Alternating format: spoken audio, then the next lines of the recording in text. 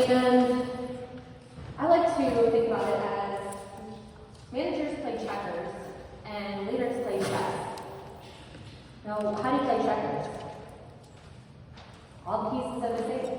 They all move the same direction, the same way, but with chips, all pieces are, there's different pieces. They all move in different ways. You have to know the rules behind the chess game and the way that the pieces move in order to win and be successful. So what I'd like you to do in thinking about this is get a pen out, and I want you to just sign your name. I promise this part of the session is not a trick question. Just sign your name.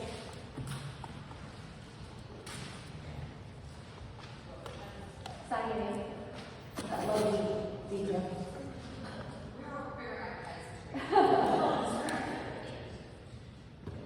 And then I want you to switch hands and sign your name again.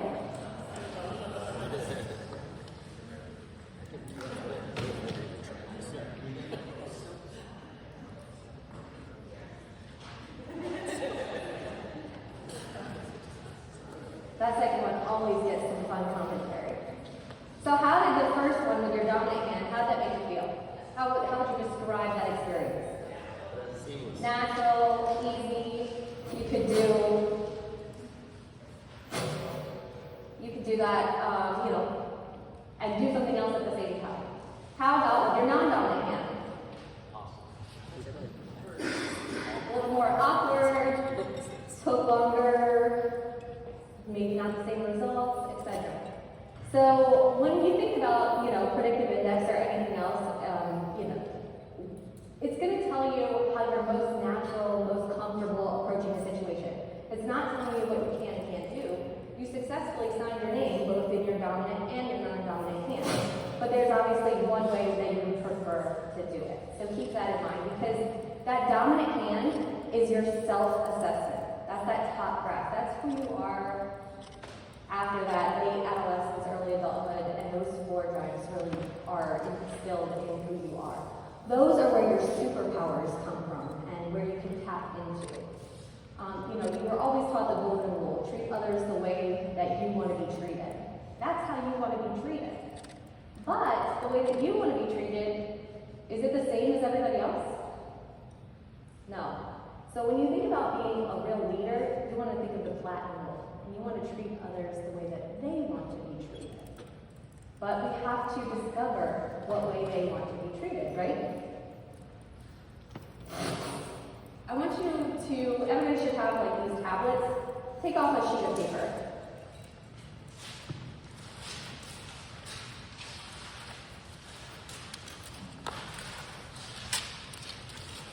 I'm going to give you a set of instructions that I just want you to follow.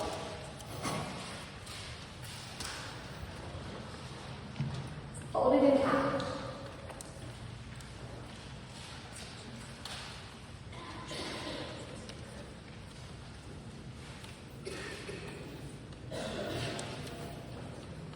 Tear off the right corner.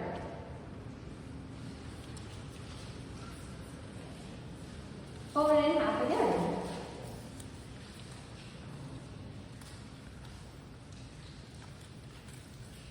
Tear off the left corner. Fold it in half again. Tear off the right corner.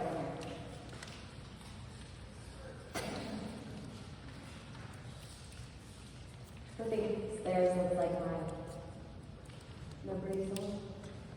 All right, so unfold it and open it up.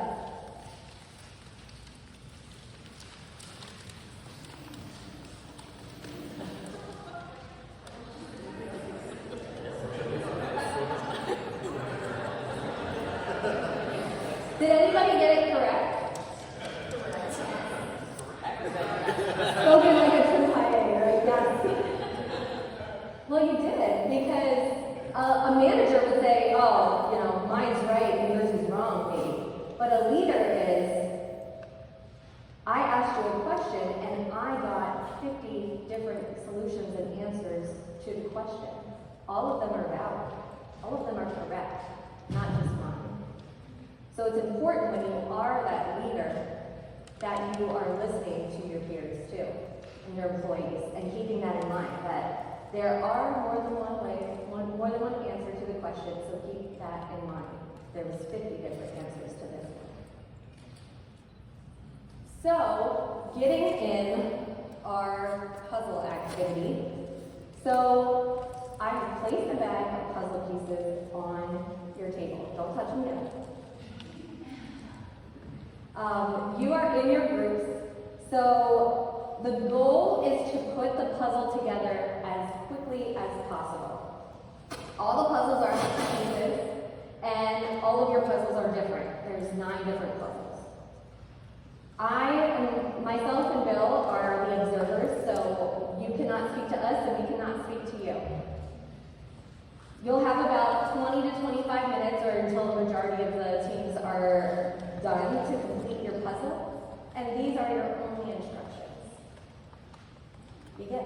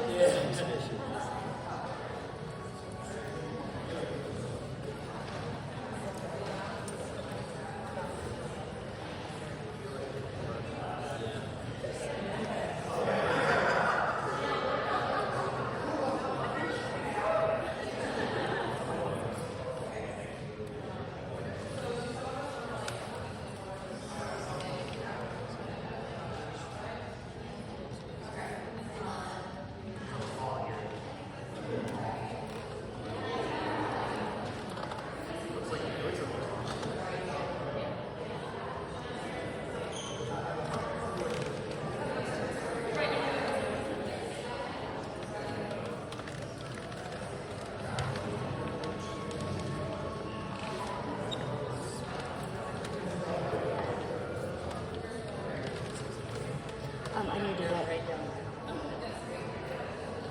I think that looks like a fun.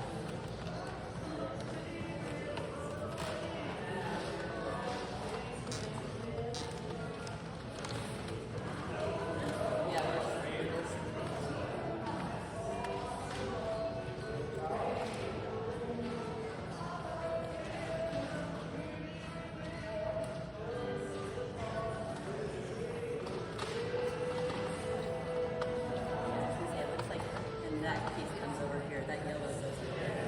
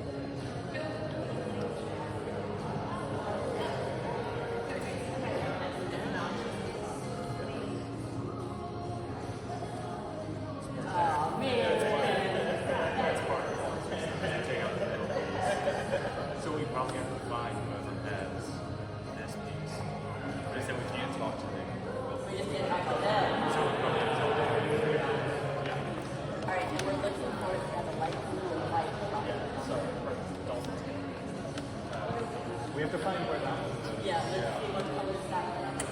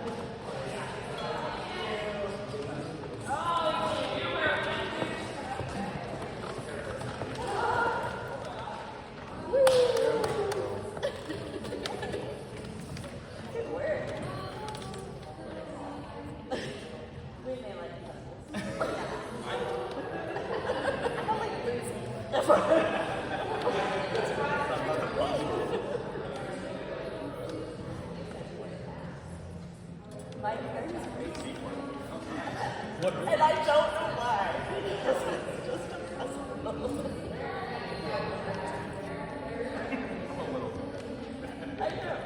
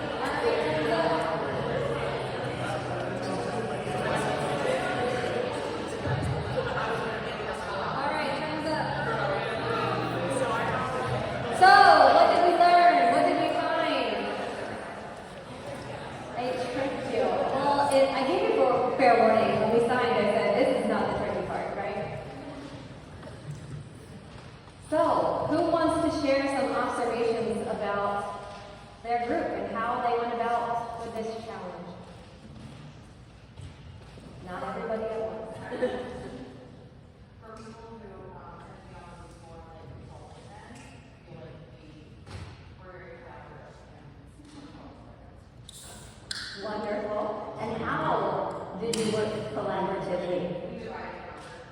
They worked collaboratively by combining. Spoken like a true MIA.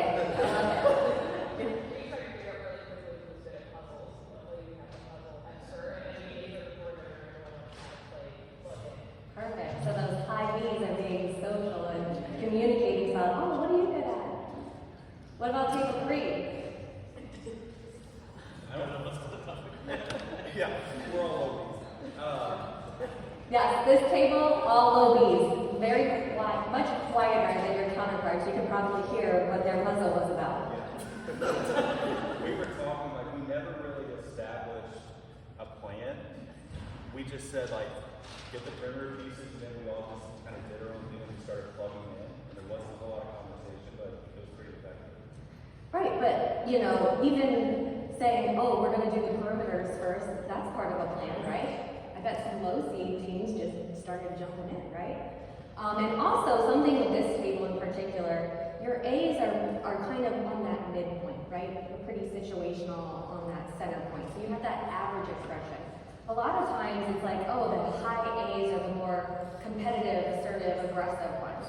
But, you know, you guys are on that midpoint. But I heard you guys, you were the first ones that were technically done your puzzle, right? So, you know, I heard things like, oh, I'm very competitive, I love puzzles, and I asked questions throughout, oh, have you done, like you've done puzzles, you grew up doing puzzles and everything. So that's that gray area of the predictive index, right? So you learned, you're taking things from the beginning, this is how you learned. You're confident in your puzzles. It's an area, that high D is tapping into an area that you feel you're a subject matter expert of, and so that's making you see a higher A, more competitive and everything, because it's your area of expertise. So that's one of those gray areas where you can't just look at, you have to know the whole picture of those factor combinations. What about table 4? We just jumped in. I think we did a lot of talking with each other. I mean, we only have 3 people, so I think we're probably the smallest group too that had to do it. So I think that was maybe beneficial, even though we worked first. Yeah. So you guys were working, you know, pretty independently. They are all A over D's, so their A's are higher than their D's. And so I heard at one point, you know, A over D is that big picture, that visualizer, right? So they even said, okay, the puzzle's got to be about this big. So trying to visualize that concept. Table 5. Lots of communication. Lots of communication. So highest B promoters. And that's exactly what everybody was talking. 6. Same thing, yeah. Yeah. We were talking a lot, and we kind of immediately identified the outer edges, and then also immediately identified that there was a piece that was not ours. But I know we're very loud to say. Again, highest B's and also low A's. You guys separated from what I saw as like 2 kind of subcategory teams and then came together. What about 7? We didn't finish. But we did start off with a plan of like doing the edges, but I think we were like maybe overly methodical during this whole process. Or someone would take the lead. I think we're just trying to be like very collaborative. Yes. So you guys were probably mad at me because I did not provide you with enough details and directions at the beginning. Right? We were mad at you. Yeah. Yep. So the high D profiles, like you want as much information. I needed to provide a picture to you. You wanted to ask me questions. I did notice that you categorized, you broke them all into many different color piles. So you're trying to organize and have some structure to what you were doing. How about 8? I feel like we were similar. We started with edges, and then some of us started kind of piecing colors together to try to put it together that way. Yeah. With you guys, you know, it's that low A in collaboration. I heard you guys, progress guys, nice job. Like supporting each other through it as soon as you got some stuff, and that high C aspect in you too, doing the process in the beginning as you noted. 9.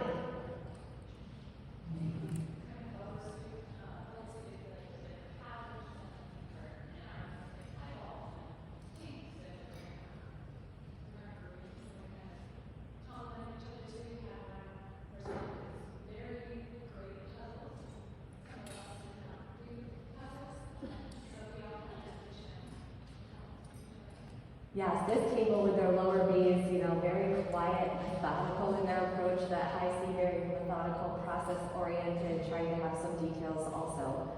Individual working, kind of observing, and then taking the puzzles. I saw that at you guys a lot. Awesome. So, as you can see, and as you've noticed, we kind of grouped you according to your profiles, and that's why you can see these. Although we did an activity like a puzzle, but you are just being your profile, right? You're being that dominant hand self-profile that you are. It's just the way you're wired, it's just being natural. So when we feed in and allow you, those are your superpowers, remember, that self-breath. So when we allow you to tap into those superpowers and be the way that you like to be and work the way you like to work, because that platinum rule, you are we're meeting those motivating needs that we learned about in the PI, behavioral assessment, and therefore we're getting the behaviors out of you that we would expect to see, and success in the job. So what other questions, anything else that I know I heard these high A's go woo-hoo, celebrating that they were moving closer and closer down the line. How did you feel about our problem-solving incident with the puzzle piece, the red herring puzzle piece that didn't belong? How did your teams problem solve that? We saw it as an opportunity to mess with another team. Love it. Yes, there's that competitive high A. We're taking too long. Let's go mess with somebody else. Keeping it from you? Absolutely. What else? We saw it sort of like, hey, we need a different piece somebody else does so we can help them and they can help us. Yeah, there's that high B. So again, that high A, that need to be in control, to be competitive, independent, but the high Bs more so want to be social and work with each other, extroverted. Also, this table had a lower D, so lack of detail. They were going around different tables looking for their last puzzle piece, and it was literally sitting on their puzzle. They just camouflaged. A solid 3 minutes. So again, that's that lowest C, that impatient, gotta get results going around, that is blocking you from that detail that's sitting right there. So does everybody get a better sense now of how you can see your profiles in things that you do every day, and that this is the way that you are naturally defaulting? This was a pressure situation too, a competition, a challenge. So remember Bill said, when you are definitely your true profile when you're in the very relaxed or pressure situation.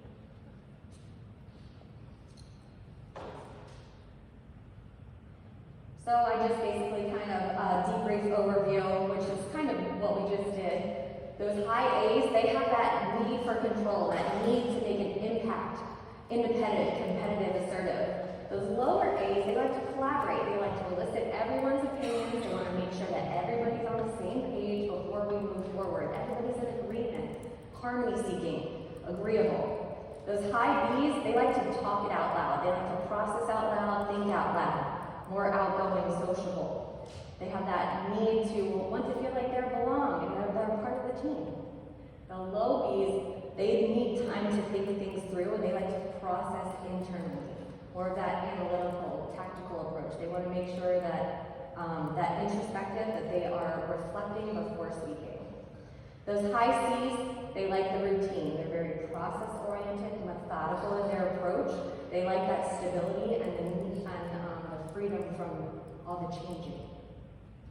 The low C, very impatient, results-oriented, driven, trying to multitask and accomplish a lot of things at one time, fast-paced. Our high D's, about structure, formality, a level of detail. They want to know what that end result is going to look like. What is expected of me? How do I know I've reached that end point? What does finished look like? And low D, more of that flexibility, the gray area versus the black and white, very flexible, non-conforming. Any questions? What if you're like in the center? Like a lot of mine is just like mainly in the center. So if it's in the center, remember that is the situational. So sometimes, depending on the situation, sometimes you might come off as a lower factor, and sometimes you might come off as a higher factor. So when I described those words about, oh, this is high, this is low, you probably felt like, oh, I resonate with both sides of that. Because you do, and it just depends on the situation that you're in, how you're going to handle it in that instance. And if your profile is along the center, plus or minus 2 of those hash marks, then you're what we call an adapter, and you're a very flexible person, a bridge builder. And so yes, you're very flexible and easygoing. You can adapt to the problem or situation, very objective in your looking. You can see both sides of things. Any other questions?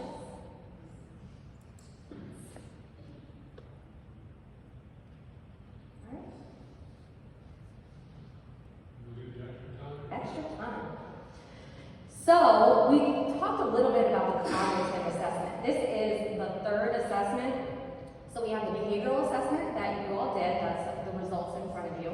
We have the job assessment that Bill mentioned, that we use to understand what the stakeholders' expectations are of the job and what the job requires from a behavioral standpoint.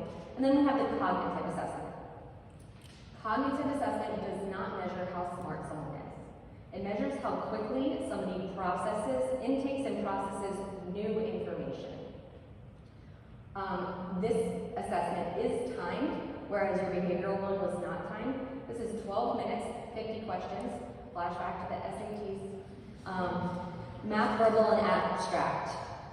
So with this one, and if you've ever taken like Strength Finders, Wonderlicks, that's another example very similar to this cognitive assessment. I like to describe the cognitive assessment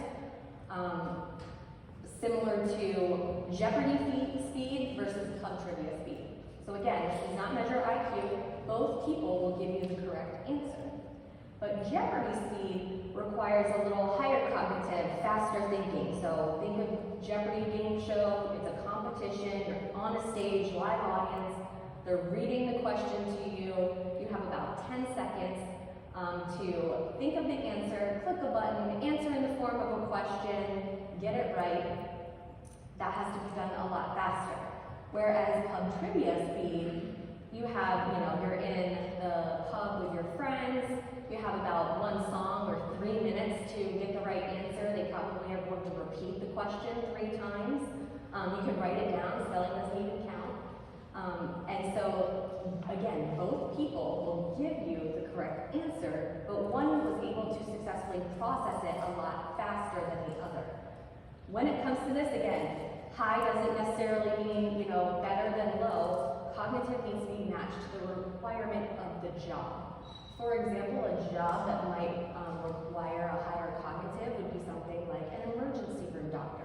They have every new patient that comes in is new information being brought to them where they have to analyze, process, and make a decision about how to address that. And a lower cognitive job could be something, like an accounts receivable process or a manufacturing or an assembler where they're doing the same routine job day in and day out. Unless there's a change to the system or a new product being introduced that they have to work on, there's not a lot of new information coming to them over time. So cognitive should always be matched to the job and not necessarily the individual. If anybody's really curious to do it, send me a note. The average is 250. So, yep, and I just talked to this. So thank you.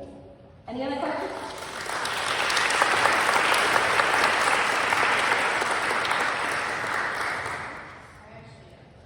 Yes.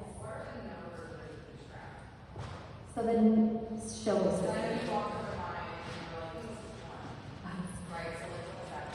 That's the number of words that you have.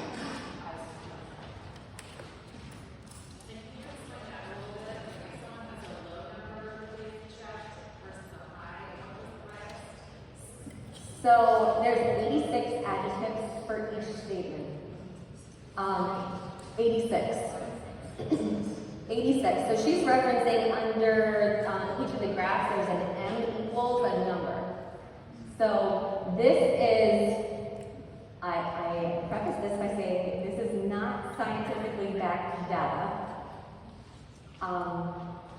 But the M score is how many words that you checked for each of those. And anecdotally, we have seen over time that a person with, the average, by the way, is if you double that one under self, that's what we call true M, and the average is around 72.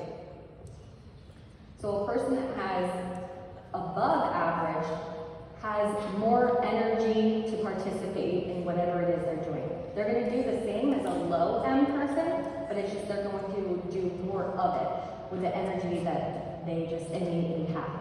So the ability to sustain